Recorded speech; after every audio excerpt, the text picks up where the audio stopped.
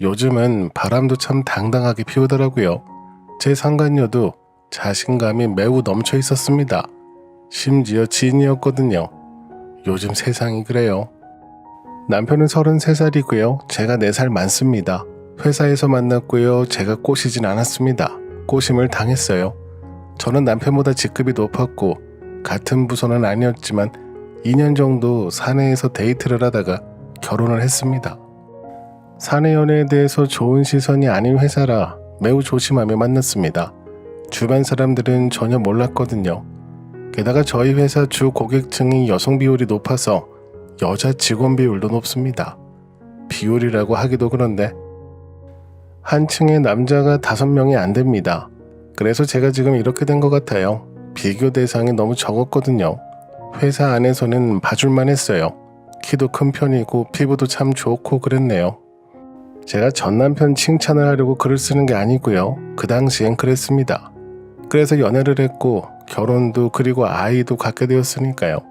저 같은 경우는 결혼 후 임신, 출산, 휴가, 사직 순서를 따라서 지금은 주부입니다. 집에서 아이를 보고 있었어요. 그러다 불륜 사실을 알게 되었고 상간녀가 누군지도 언제부터 만났는지도 이런 걸 하나하나 알게 되더군요.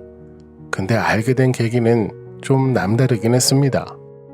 함께 어디 나갈 일이 있어서 엘리베이터를 탔는데요. 엘리베이터가 동서남북이 다 거울로 된 곳이 있잖아요. 저희 아파트가 그래요. 그러다 보니 제 남편의 핸드폰 화면이 거울에 비쳐 아주 선명하게 보이더군요. 과할 정도로 옷을 덜 입은 사진들을 보고 있길래 그 사진 속 여자와 엘리베이터 거울에 비친 제 모습과 많이 비교가 되더라고요. 그래서 남편이 저런 사진을 보는 건가 싶어서 내심 서운했습니다. 남편이 잠을 잘 때 어떤 취향을 좋아하는지 궁금해서 정말 단순한 호기심으로 남편 핸드폰을 봤는데요. 남편은 애국심 넘치게 국적은 한국인 여자였고요. 애사심도 넘쳐서 같은 직장의 여직원이었어요. 저도 그 회사에 오래 근무를 했어서 아무리 헐벗고 있어도 누군지는 바로 알겠더라고요. 저랑 친한 후배였습니다. 늘 저에게 자기는 결혼 안 한다 했었는데 취향이 유부남이니 안 하는 게 아니라 못한 거였더군요. 지금이야 이렇게 말하지만 그 당시에는 참 많이 당황스러웠어요. 일단 그 사진도 많이 좀 그랬거든요. 드라마 같은 곳에선 둘이 다정하게 앉아서 사진 찍거나 손을 잡고 찍거나 그런 사진들을 발견하던데 저는 그런 종류의 사진들이 아니라서 게다가 지인이라 그걸 보는 게 참 복잡했습니다. 물론 기본적으로는 화가 났어요. 발견했던 그 순간부터 지금까지도 저는 늘 화가 난 상태예요. 분노에 익숙해진 거겠죠. 가끔 혼자 있을 때 화산이 분출하듯 그 분노가 밀려오기도 합니다. 지난주까진 맥주를 마셨는데 그렇게 하다간 술하고 친해지면 저만 손해라. 요즘은 파워워킹 올라가서 땀을 뺍니다. 남편이 바람 피우는 내용들을 쭉 훑어보니 한 가지 씁쓸한 게 예전에 사내 연애했을 때 그때랑 매우 비슷하게 하더라고요. 둘이 만나던 비밀 장소도 같은 곳이고 둘만의 사인도 저랑 했을 때랑 똑같았어요. 퇴근하고 만나던 장소도 똑같더라고요. 그냥 거의 모든 게 여자 빼고 다 비슷했습니다. 아마 남편은 그 사내 연애 시절이 그리웠나 봐요. 그때 남들 모르게 스릴 넘치게 뒤에서 만나는 걸 너무 좋아하긴 했거든요. 근데 지금은 거기에 불륜까지 추가했으니 오죽 좋을까요? 지들끼리는 이루어질 수 없는 사랑이라 이러면서 하겠죠.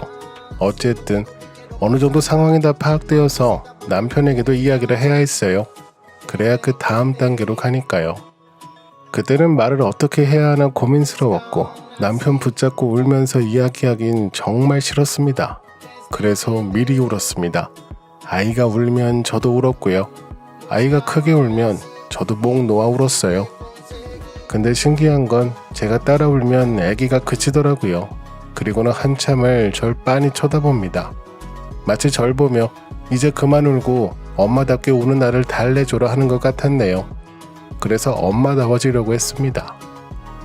그리고는 그날 저녁 남편이 퇴근을 해서 왔더군요. 그래서 전 너무 자연스럽게 그 상간녀의 안부를 물어봤습니다. 여보, 저번에 보니까 내 후배 박대리 걔 살 많이 쪘더라? 라고 하니 제 남편이 저보고 박 대리가 살이 찐지는 잘 모르겠다며 저는 어떻게 알고 있냐고 물어보더라고요. 그래서 제가 당신이 박 대리 사진 갖고 다니잖아. 그 사진 보고 모를 수가 없지. 대놓고 보라고 찍은 사진이던데. 그때부터 남편은 오해다라며 말문을 열었고 뭐 그 다음 레퍼토리는 비슷하더라고요. 누가 보내준 사진이다 난 모르겠다고 하길래 남편 카톡도 다 봤다고 하니 곧바로 남편은 박 대리랑은 최근 잠깐 만난 거라고 해서 제가 남편에게 지난 카드 내역도 다 봤고 그때 같이 가는 음식점 사진도 있다고 하니 2시간 정도 지나자 불륜을 인정하더군요. 그 소리를 듣는데 속에서 뭔가 터져나오면서 저도 모르게 남편을 쥐고 흔들었습니다. 다음날 저는 남편 회사로 가서 박 대리를 만났어요. 일부러 밖에 나온 거 티나게 부르려고 제일 바쁜 시간에 불렀는데도 금방 나왔더라고요. 오자마자 저는 어제 그 사진을 보여줬습니다. 자기 사진을 쓱 보더니 눈 하나 깜짝 안 하더라고요. 팔짱을 딱 끼고 앉아서는 제 남편을 만나게 된 건 미안하게 생각한다며 핸드폰을 만지며 건성건성 대답하더라고요. 저한테 기선제압을 하는 거였어요. 내가 주부되었다고 무시하는 것 같았네요. 진지한 척하고 말하다가 핸드폰에서 뭘 보고 갑자기 웃고 그러다 저에게 말할 땐 진지하고 사람 앞에 놓고 본인 내키는 대로 하는데 이거 완전히 상대방 무시하는 거거든요. 저도 솔직히 예전에 많이 써먹기도 했었고요. 저보고 걱정하지 말래요. 자기는 어차피 결혼을 안 할 거라 요즘 결혼을 왜 하냐며 저를 한번 살짝 긁더니 자기는 그냥 혼자 살 거라 아이도 싫고 그러니 구질구질하게 붙잡고 어쩌고 안 한다고 걱정하지 말라네요. 그렇게 10분 정도를 상간녀에게 창피를 당하니 정신이 확 차려지더라고요. 냉수마찰을 한 것 같았네요. 제 목소리도 예전 톤이 나왔습니다. 그래서 박 대리 이름을 불렀어요. 넌 상황 파악 못하고 눈치 없는 건 여전하구나. 일단 사내에서 불륜을 저지르는 것 자체가 눈치가 없는 거고 뭐 스릴은 있겠다만 걸리면 끝이지. 원래는 널 만나서 머리끄덩도 잡고 투덕거리려고 했는데 네 덩치를 보니 내가 힘이 딸릴 것 같다. 상간녀 되려고 살찌웠구나.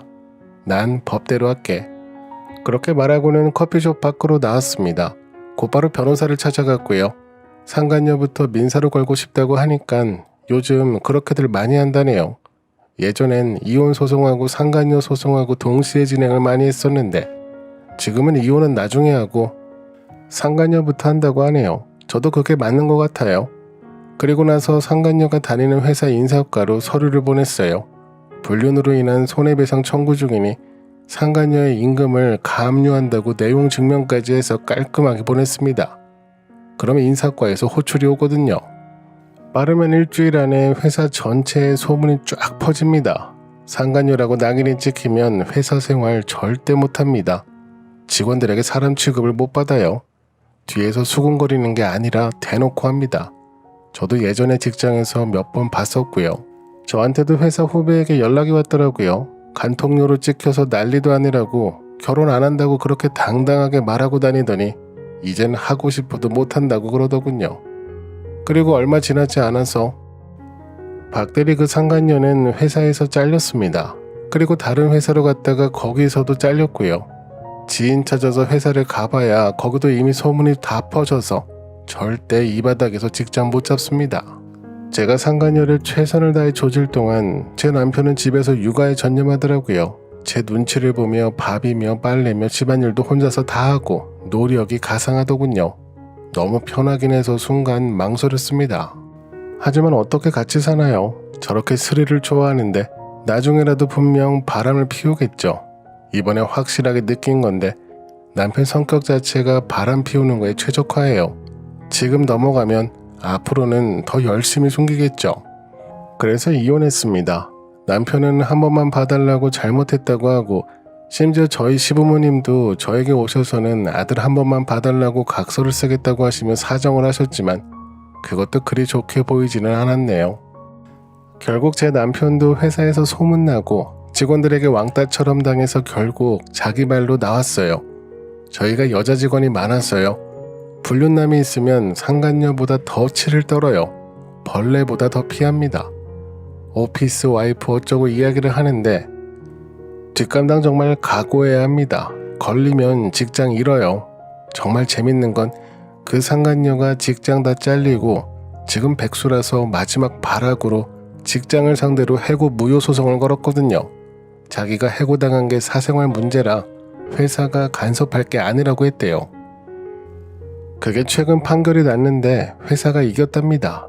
불륜한 연놈들 회사가 다 자르는 거 옳다고 판결 났어요.